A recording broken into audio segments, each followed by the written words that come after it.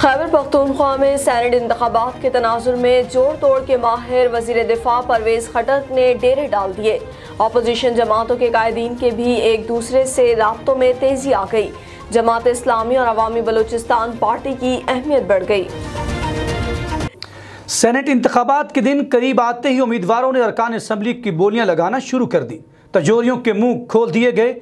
General, technocrats और ख़वातीन नशिस्तों की अलग अलग कीमतें मुकर्रर कर दी गई। अरकान असम्बली से इनफरादी तौर पर राबते शुरू हो गए। वफाकी वजीर परवेज खटक ने नाराज़ अरकान को मनाने और PTI के अरकान असम्बली को हॉर्स ट्रेडिंग से बचाने और दीगर जमातों के साथ राबतों के लिए सूबाई वज़रा को टास्क सौंप दिया है। परवेज खटक सेनेट के 11 नशिस्तें जीतने के लिए कोशा हैं। अपोजिशन जमातें भी अपने अरकान असम्बली को हॉर्स ट्रेडिंग से रोकने के लिए खुफिया इजलास कर रही हैं और जनरल नशिस्तों पर एक दूसरे को सपोर्ट करने के लिए राबते तेज़ कर दिए हैं। जमात इस्लामी ने ANP को सपोर्ट करने की यकीन दहानी करा दी है।